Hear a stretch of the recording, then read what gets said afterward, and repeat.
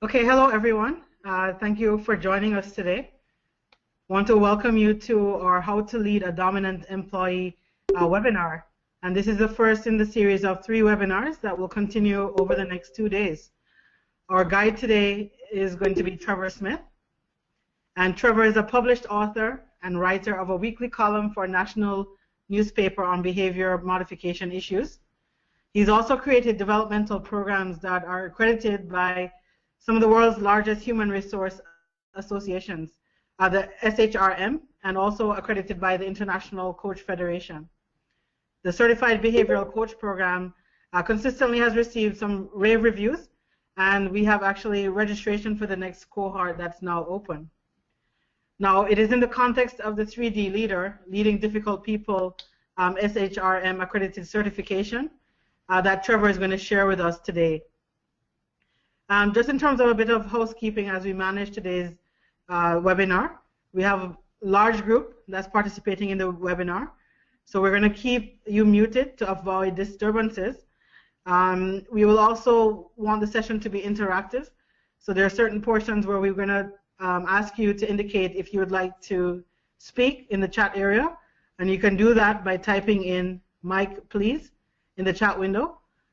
You can also participate by typing your comments and questions in the chat area, and you can send your notes directly to organizers only. When you look at the drop-down menu in the chat window, you will see organizers only, and you can write your questions there. And we will look to address as many questions as the time allows. So, without further ado, at this point, we want to welcome Trevor.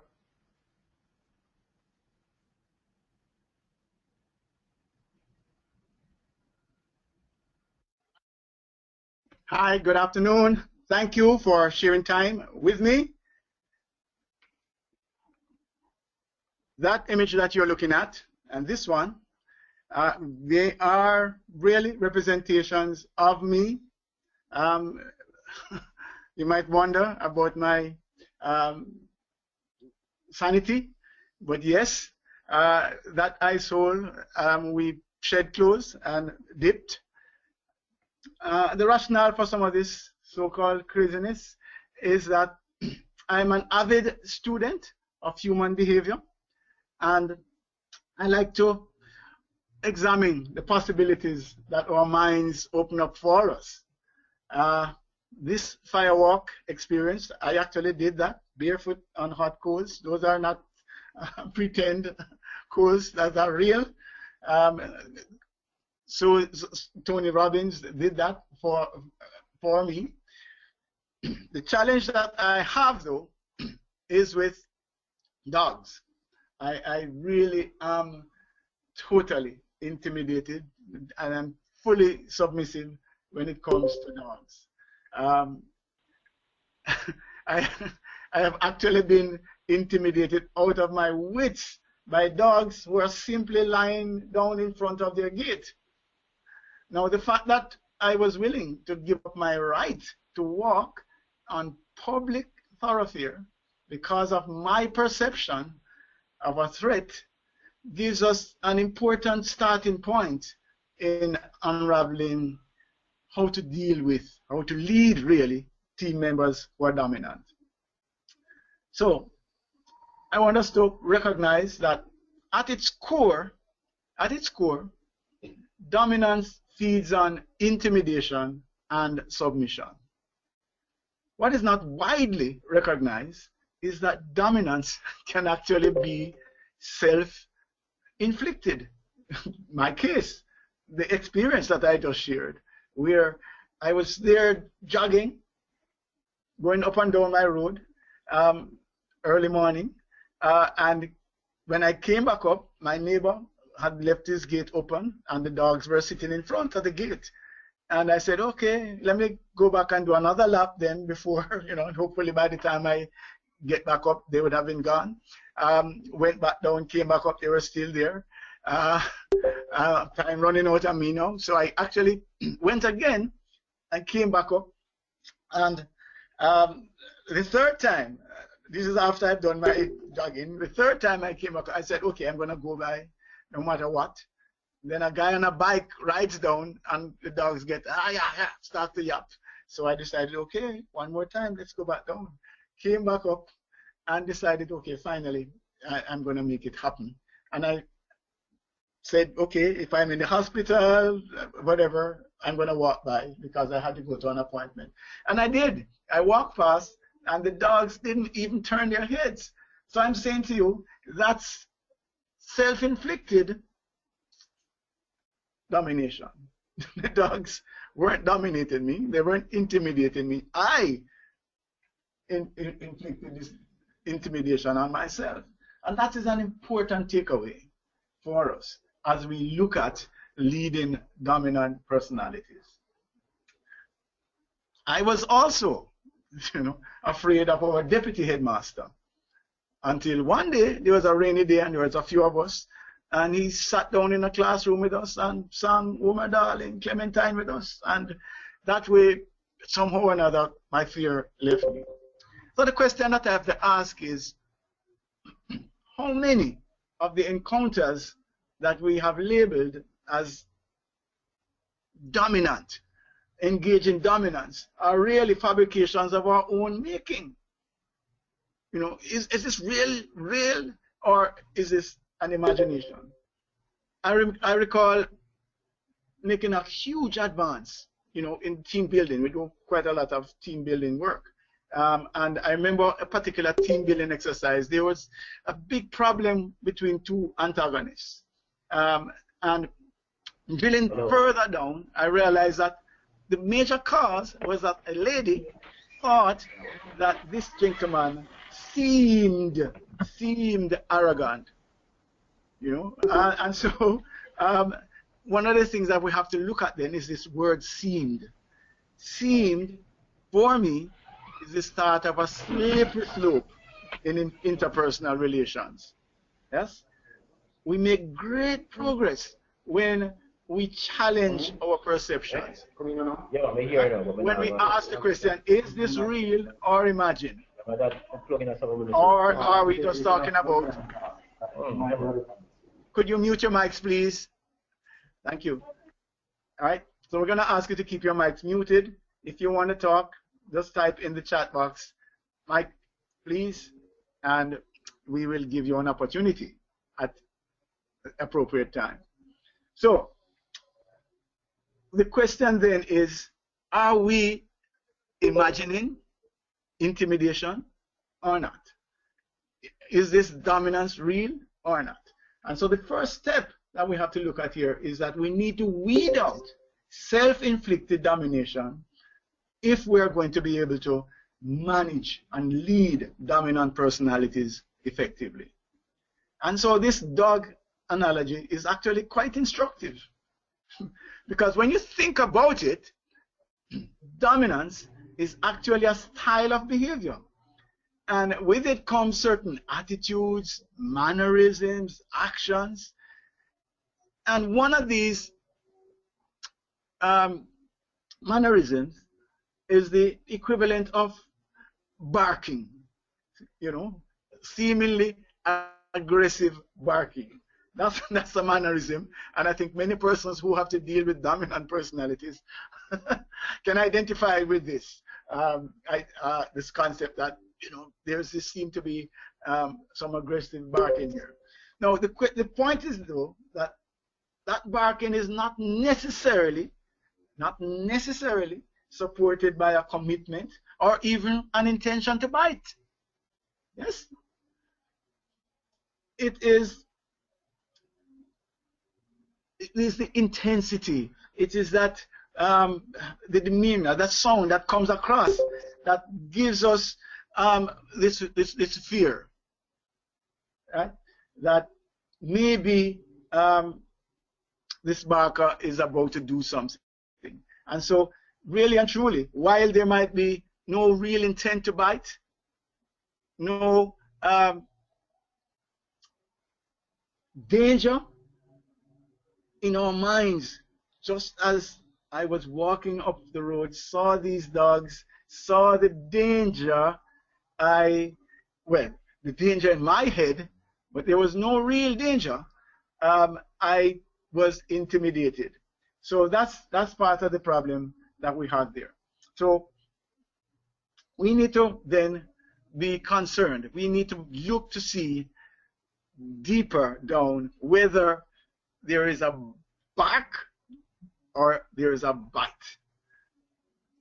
Individuals who use dominance, who have this dominant preference when they're interacting with others, come across maybe at times as aggressive, pushy, and even threatening at times. It is now part of their personality, their persona. That's basically how they operate. So the tone and the body language might not really be a reflection of any issue with an individual or with a particular situation, or even they're not even aware sometimes that they may be animated. So when you say, but why are you shouting? They're saying, huh? Shouting? Me? I don't understand that. Or you say, why are you angry? Man, I don't understand. I'm not angry. I'm just being emphatic. So sometimes our reaction really doesn't align with what's going on in the other person's mind. I see dogs jumping at my throat. Dogs are cooling out outside their gate. There's a disjoint.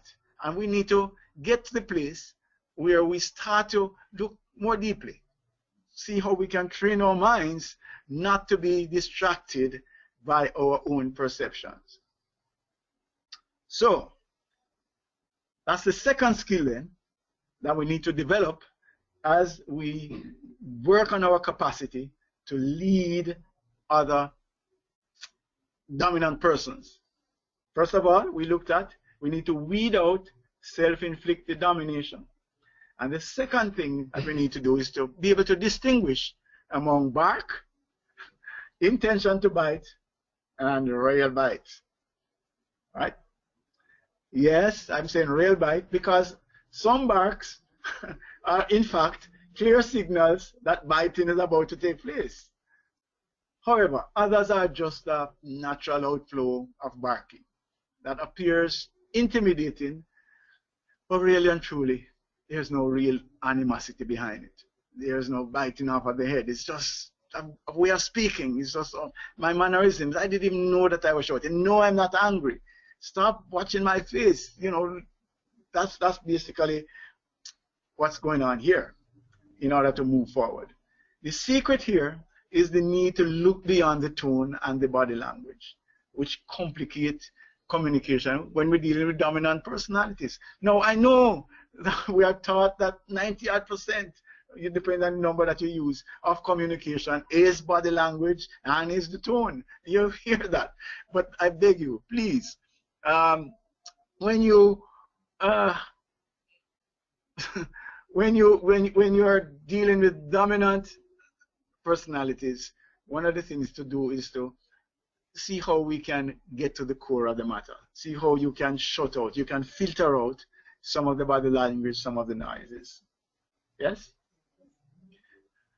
There's a question related to how does a person develop this kind of personality? Am I correct? Well, that's another issue. But basically, let me just slip this in quickly.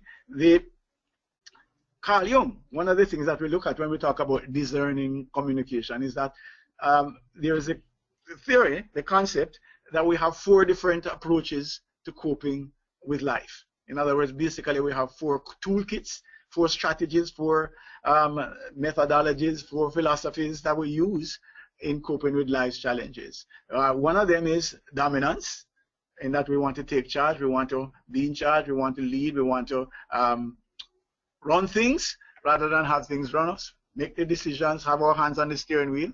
Another one is inducement or influence, where we want to work with and through people.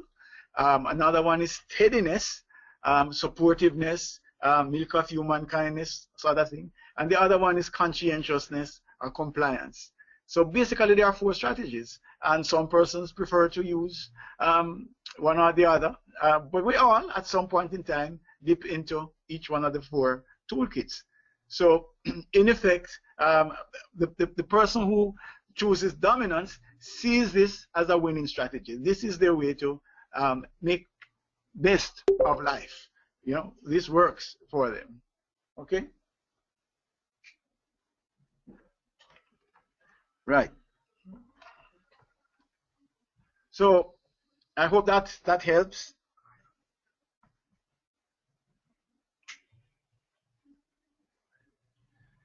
Right. So back to the issue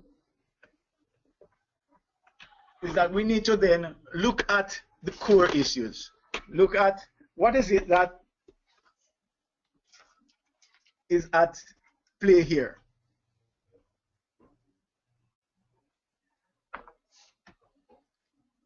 It's hard for you to do because if somebody is in your face, is shouting, is seemingly aggressive, it's difficult to close that out and move beyond. But that's the challenge that we have. That is going to be a constant in your relation with dominant personalities. That's going to be a constant. So we need to, if we're going to be able to lead effectively, this is a skill that we have to develop. What we have to look at then is the voice may be raised, yes, and there may be animation. But what are we dealing with at the core here? Is there a request that is being made? Okay. Is that a reasonable request? It doesn't matter how the request was worded, how it was presented to you. Just try to go beyond that and to look and see, is this a reasonable request? Is there an issue that needs clarification? Okay. All right. Is this a reasonable request for clarification? Can we provide it? Is this just blustering to distract you from putting in place disciplinary action? See that for what it is as well. So what we're saying is that keeping your focus on the core issue helps you to avoid being distracted by the noise of tone and body language. How, you know, it's so difficult to make a statement like that when everything that we teach in terms of communication is that tone and body language is all important.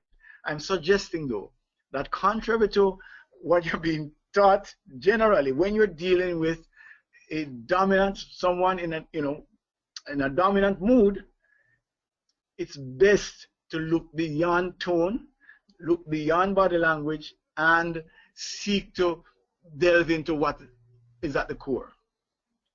You need to take that foundation principle into dealing with your dominant team members. It is critical that you move to this point, okay? But as we're talking about dominant team members, I'd like for us to be a little bit more interactive. This is not a sermon, so I'd like to get some feedback from you. Now, please don't list all 100 issues that you have, but if you would just type in your chat box the number 1 or 2 challenges that you faced with a dominant colleague now in your chat box for the next minute or 2.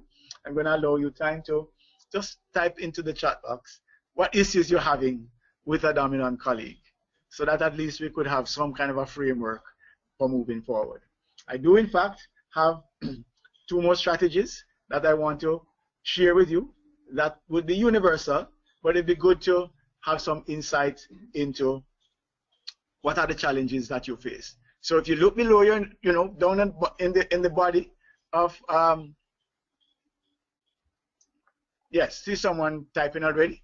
The dominant team member influences others, inability for them to listen, okay? So we're seeing some of them here.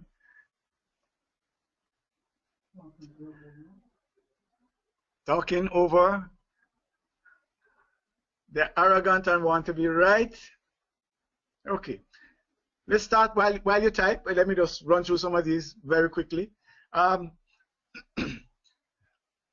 Wow, they're moving so fast now I can't. They want to be in control, insubordination. Wow. Okay, let me catch my breath a little bit. Let's talk a little bit about the dominant lifestyle or the dominant behavioral preference. And I think it will answer some of your questions.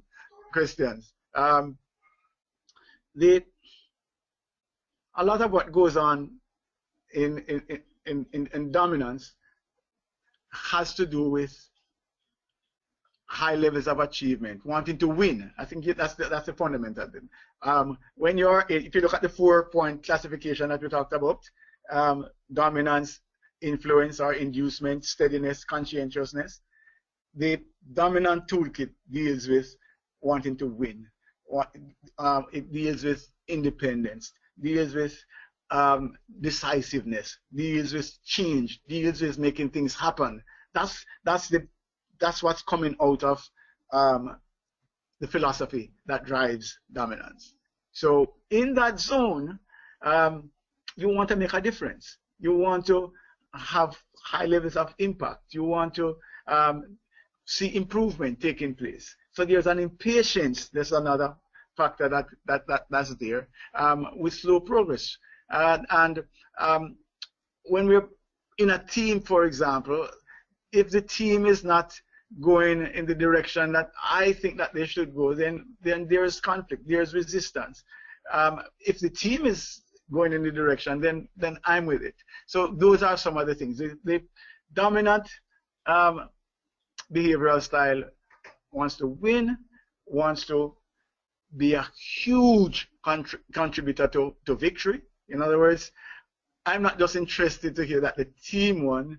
I want to play an important role in that.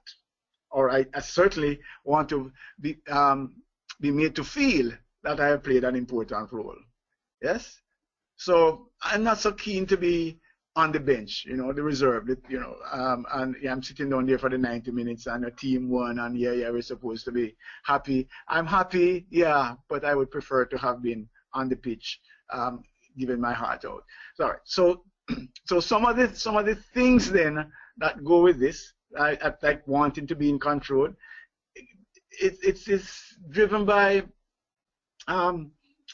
maybe a sense that there's not sufficient buy-in. You haven't sold me sufficiently that you know which direction you're going, and you're going at the pace that I think we should be going. And that's part of where the tussle might come in. I believe that I could steer the car and get it there, get us to the destination faster than you can. So that's part of the issue. And the listening is an entirely different workshop. I can tell you, not even a webinar. But let me give you an insight, very quick insight. I was at a session in Dominica, and in icebreaker session, if you want to call it that, I was just asking people, so what do you do with this organization? And the feedback came that I don't know why the boss, the CEO, the owner brought you all this way, because he knows everything. That's basically the feedback that I got at the start of this important team building intervention.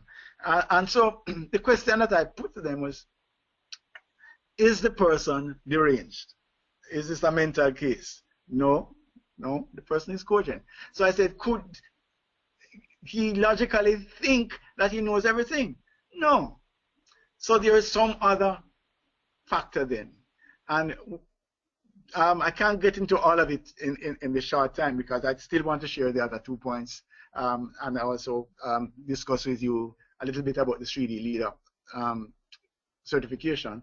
But the bottom line was that dominant leaders, in many instances, have some kind of screen, some kind of hurdle that they place before you are actively listened to. And this is not nice for some persons to hear, but basically you have to earn the right for me to not hear you, but listen to you. You have to earn the right. So for example, I might have a team, and a new person comes, and the person starts to effectively challenge, you know. So we say, for example, we want to start to wear uniforms, etc. And this new person puts up their hand and says, you know, yes, sir, but I understand it, but uniforms don't go so well, don't fit everybody. But I'm just using examples here.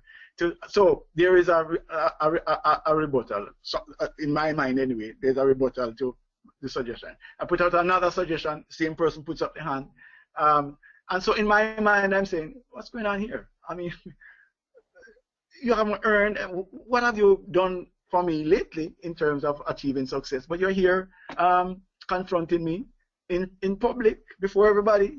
You know, look at Mary, who's sitting down there, who is my top salesperson, brings in millions of dollars. She's cool. Look at John over here. He's not saying anything. I mean, what's going on here? So that's part of the thing.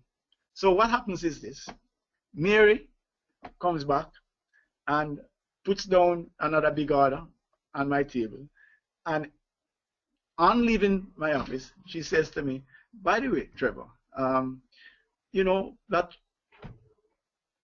uniform thing might not work so well, you know, because of our certain something. But it's your decision. And you know that I don't have any problem with whatever it is that we decide together.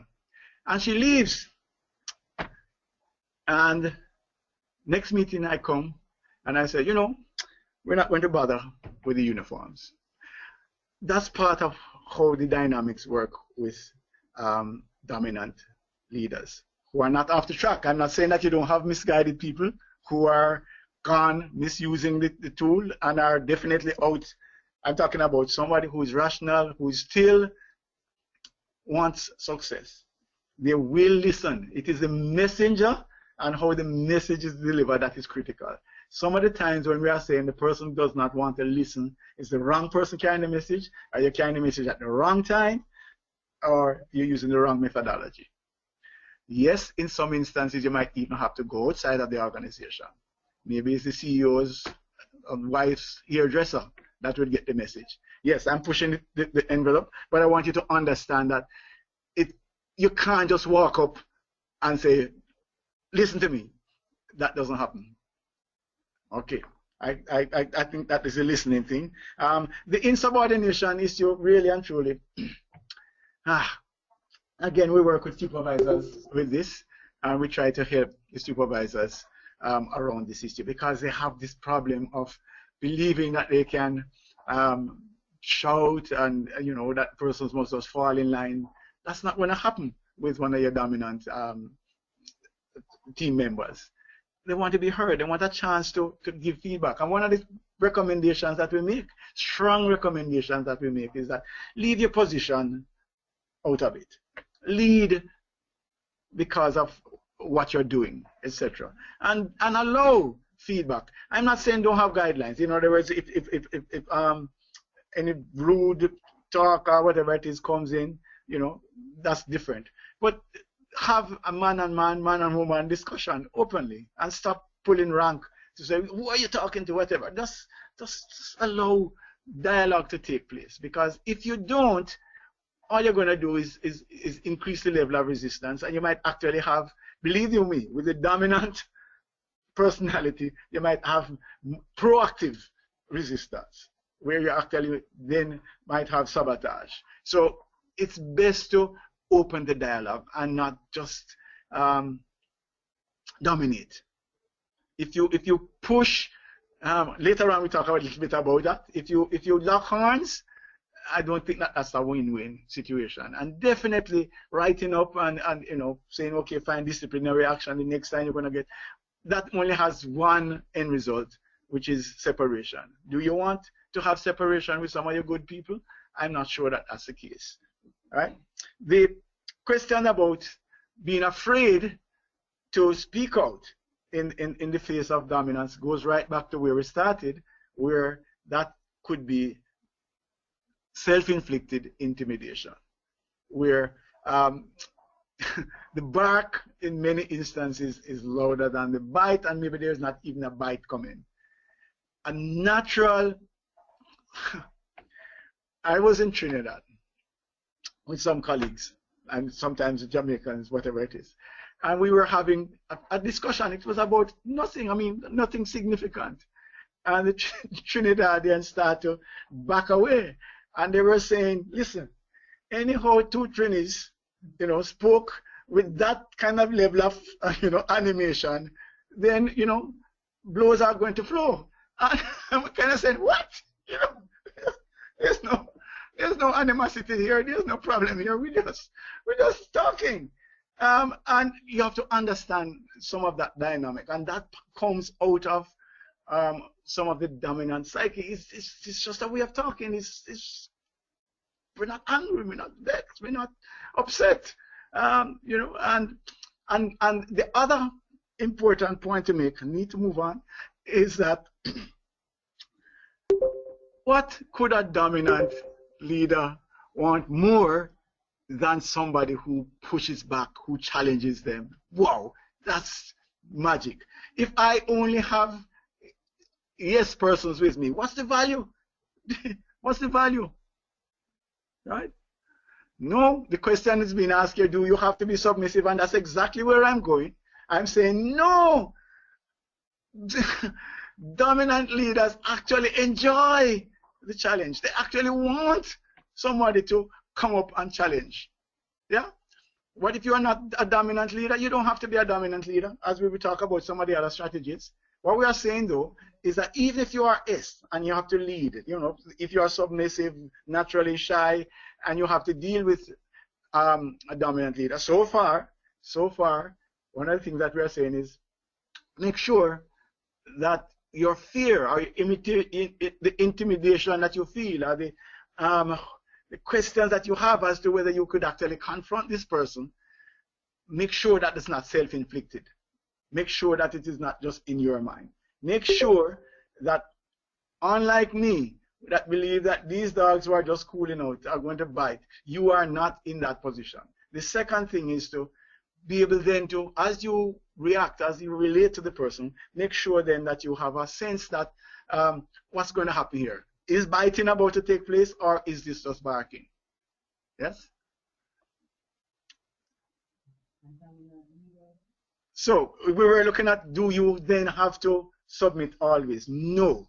I'm saying to you that dominant personalities actually enjoy the confrontation. But be on good ground. Be on good ground. I mean, if you just put up your hand to, you know, be like mosquitoes, that's another matter. But if you have sound ground, then you will be respected. Yes, it might not sound like that, but believe you me, you know, they are going to be expecting you to come forward and to challenge. That's a fundamental principle again that is missed. That people believe that the dominant personality only wants to hear their voice and what. It's not true. Not true. If you push back, you'll be surprised to see how welcome that is.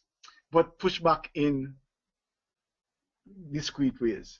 Make sure that you're pushing back from a position where you have contributed, so you are in fact a contributor and not just a noise maker.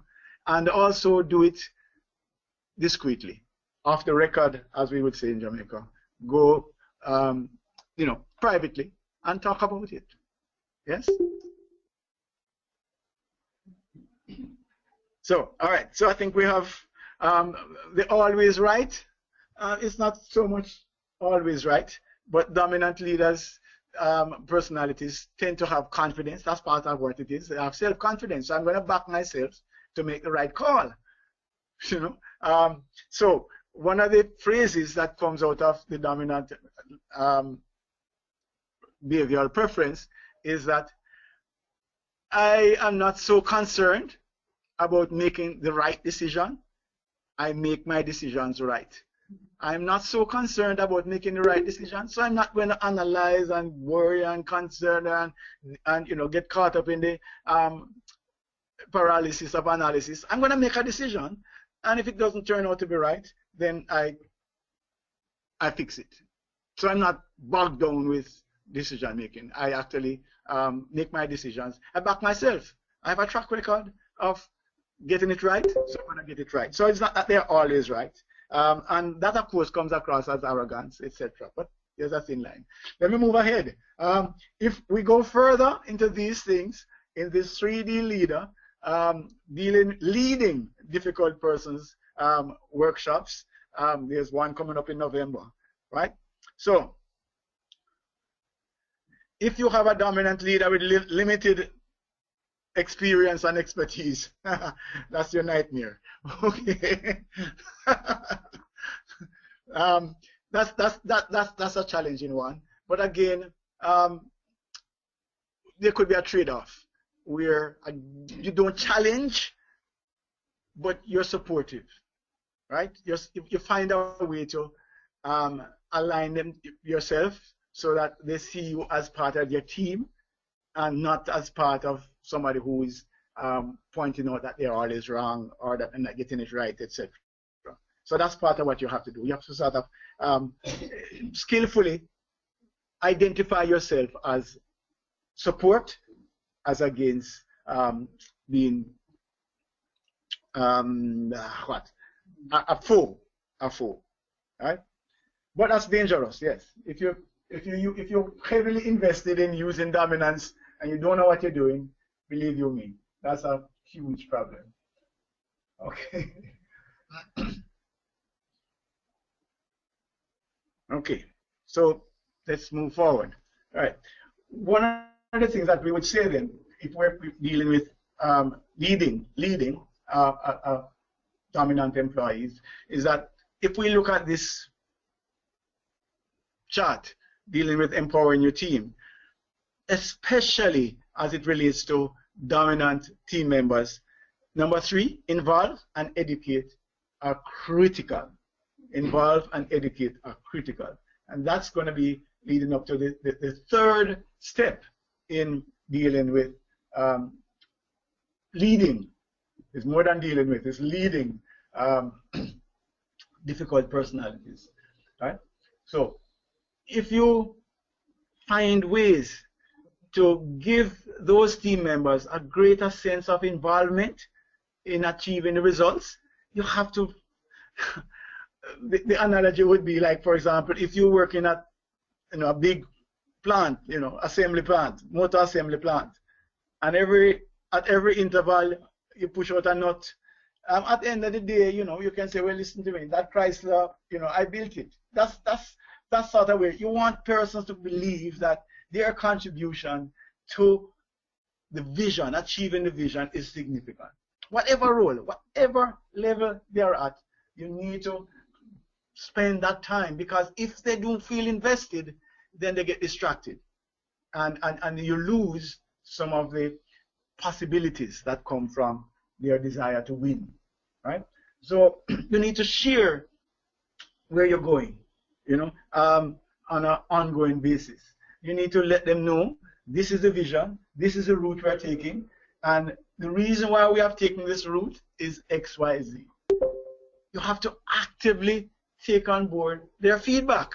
Let them listen, and explain from their feedback what you can incorporate and why, and what cannot be accommodated at this time and why. So a companion strategy to that involvement and that sharing is that you also need to make a concerted effort to show respect and to be attentive to their contribution. So as we see here, here is our assistant, deputy, vice, I can't think of another sub-role, male clerk, and we're knighting him. We're letting everybody know that we respect your contribution. We, love to have you as a part of our team, and you're a critical and important part of our team. So then, whatever level the individual may be at, giving them the clarity about their contribution to bringing about the vision is critical. Let them know how you have to give them what I call a line of sight between what they're doing and mission accomplished. That is important. If you do that, you stand a great chance of getting greater buy-in. A lot of what is happening now is that people have been left out. They don't feel that they have any influence over what's going on, and they're just being carried along in the stream. That doesn't work for personalities who like dominance. So here we are at step number 3. So we are saying take care to weed out the self-inflicted domination, where you feel that these dogs are going to bite and they really just want to cool out. Make sure as you go along that you can distinguish between bark, intention to bite, and actual biting. And then share the vision, get them involved, recognize their contribution. Right. So that's then is the third of our 4 steps that we will share today. In the final analysis, however, when you think about it, in some instances, that's not going to be sufficient to effectively lead your dominant colleague. Now, this is especially true at the higher levels of the organization. You know, it's one thing if you're dealing with a male clerk or a clerical person, but at the upper echelons, you know, where persons are like in mid-career, they have come up the stream, they sort of feel confident about what it is that they are able to do, and now they want to flex their leadership muscles. And man, I happen to be reporting to you. I'm not so sure that you know what you're doing, and I really would like to do it another way, but I'm blocked.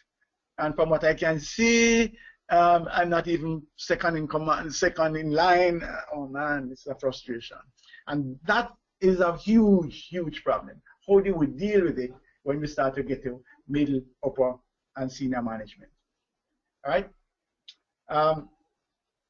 My answer to that is that being given instructions day after day, we're seeing with people who want to hold the steering wheel, want to make the decision. They just, I can't come to work every day and be told, nah, you know, and if I want to do this, I'm blocked at every corner. It's just too frustrating for me. I can't deal with it.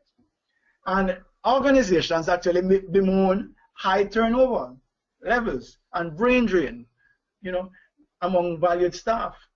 Why? Because they fail to implement strategies to engage these individuals and to keep them in the fold. They just, you know, bemoan, oh boy, another person has left. You know, I have a colleague that I say, I don't want to hear any more about who has left. I don't want to hear it anymore because, you know, let them go. Because every day somebody says, if you want to have, you know, a person stay on board, then you need to find some way to engage them meaningfully. It's going to take work. It would be nice if it could be a corporate plan, a corporate strategy that empowers people, that, you know, gives more value in the work that they do. However, individual team leaders can apply a proven strategy, you know, a 2-part strategy that works, even in your own little corner, if you will. So I'm going to share a reliable approach that may be used under different circumstances with some creativity.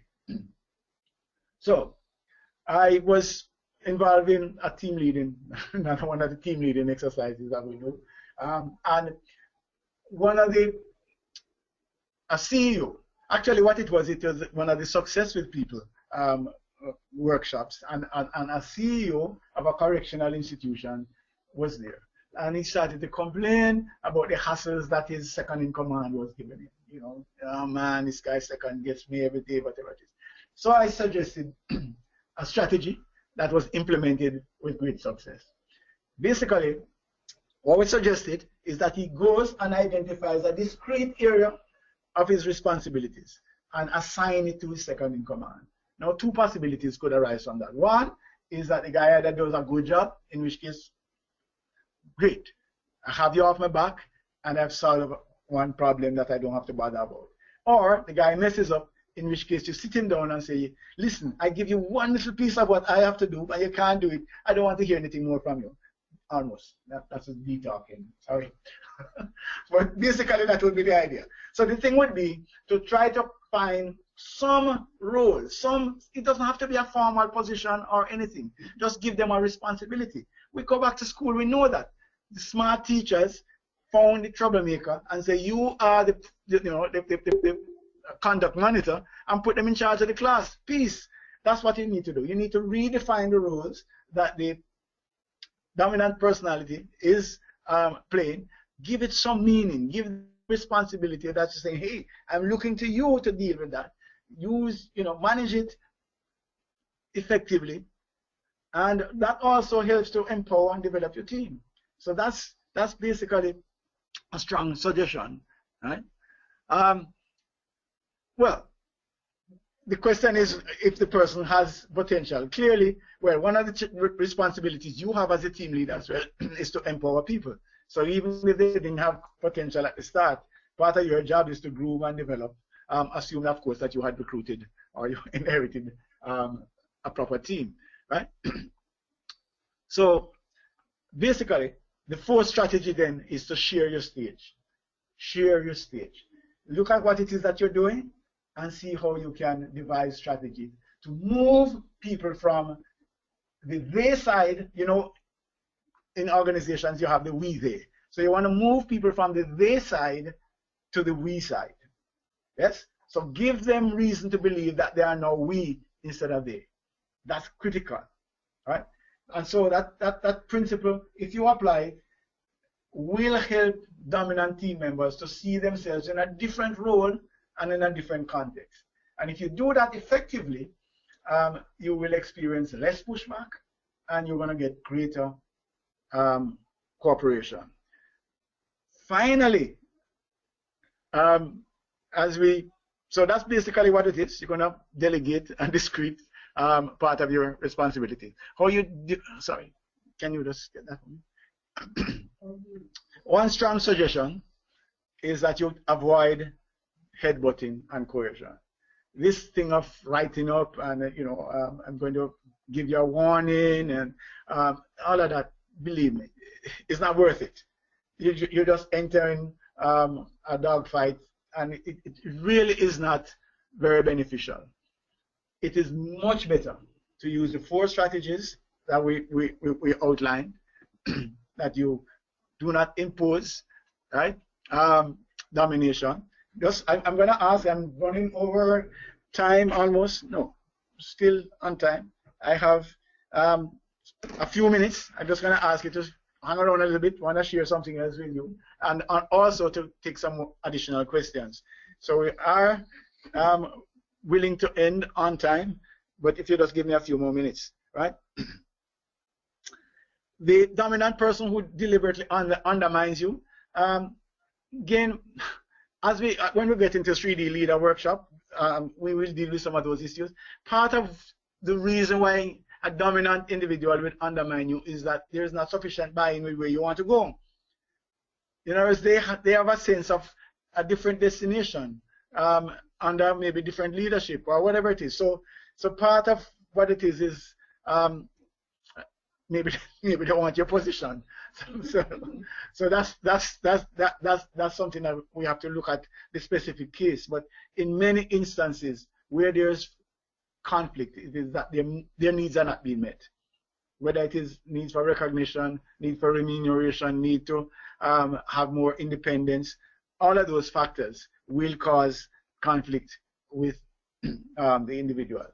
So the key now again is the headbutting. That try to avoid that. Try to stop going back to your position and saying, okay, fine, if you don't do this, I'm going to do that. It doesn't really work in the long term. Punishment tends to drive resistance underground, and it's also more likely to drag down performance and build up animosity in the team. So that's a suggestion. All right.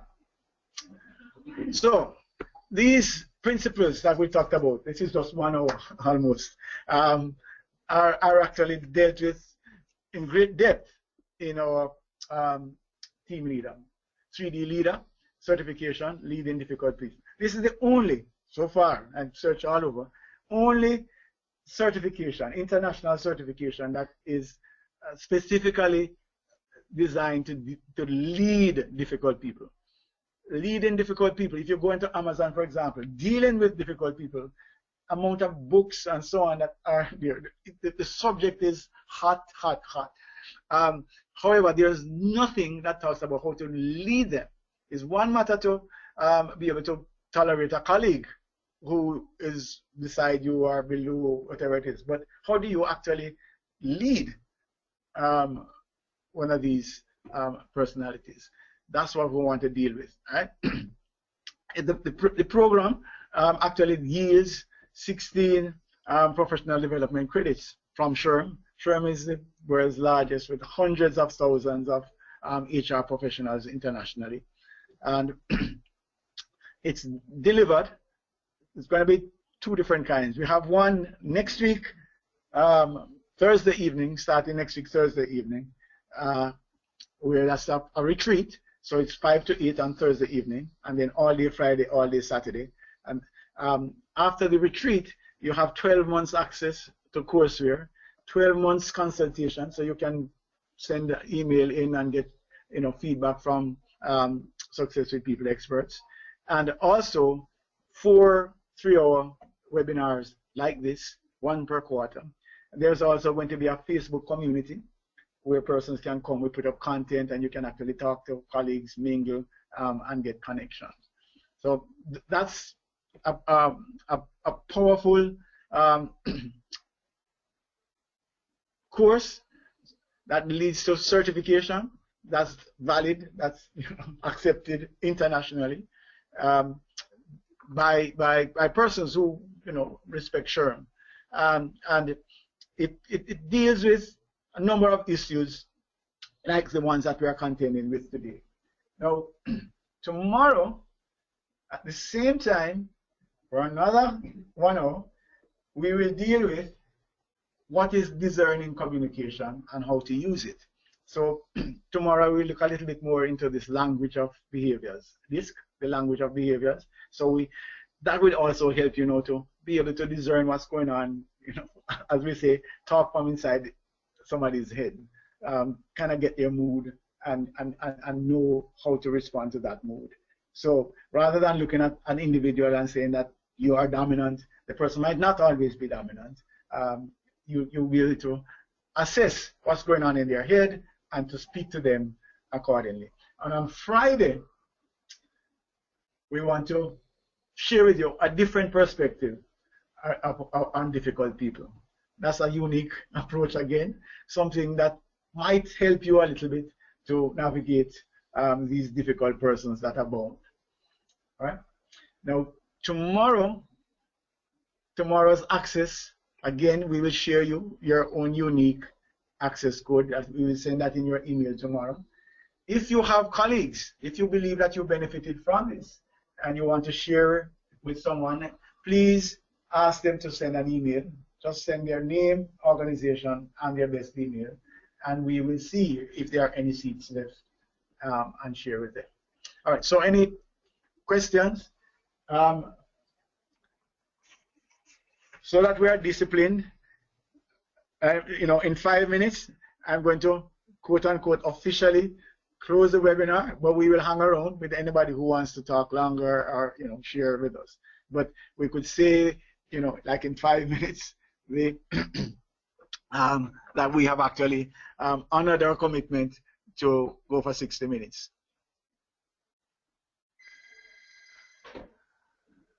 Oh, the question about, no, these webinars are really, if you want to call it freebies, promotions. There's no certification here, but you will get the certification in the program when we can verify, that you actually covered content, etc. Right?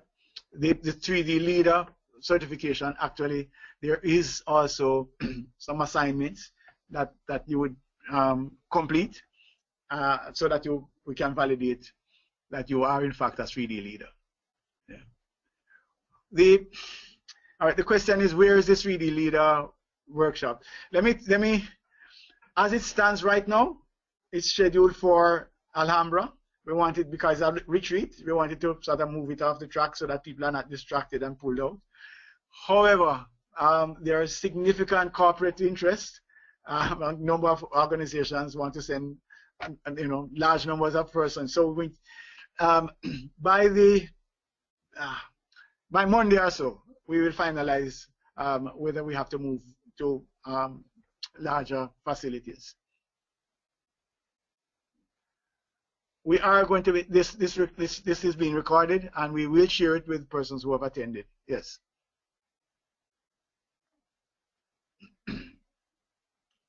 We have corporate packages for our certification programs that, again, send information, and we will see what it is.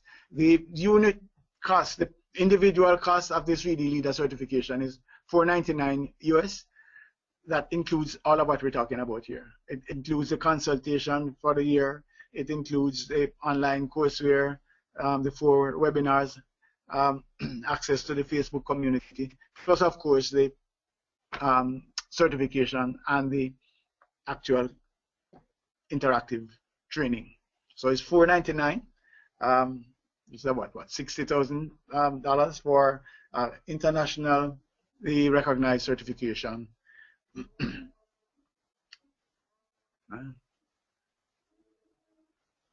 Okay, so we will send you the corporate package. Anybody wants to deal with any of the issues that we dealt with today? Any outstanding matter?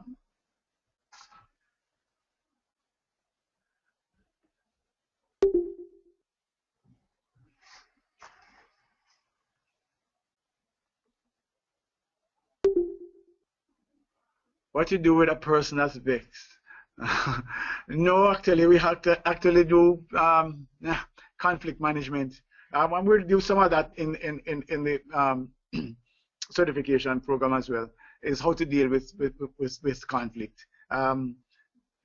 There's an e-book, one of the e-books that you would have seen there, dealing with anger management. One of them, different strategies for dealing with anger. I could probably share that with you as well. If you send an email and just ask for the anger management ebook, I'll share that with you. And that's basically our philosophy, by the way. We have tons of content that we provide for people who come into our program. So it's not just, the retreat and then you're gone. Over the year, as material comes in, you would have heard that I write a weekly article in the national newspaper. So some of that content as well can be made available. So those are some of the things, benefits of coming into the program. Right. This November, this 3D Leader next week is actually face-to-face. So it's a face-to-face retreat. We're 5 to 8 on the Thursday night. We start the process, and then we go all day Friday, all day Saturday, and by Monday morning, you go to work a new person. All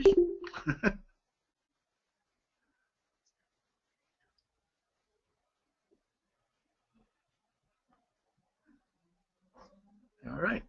Well, thanks for your time. All right.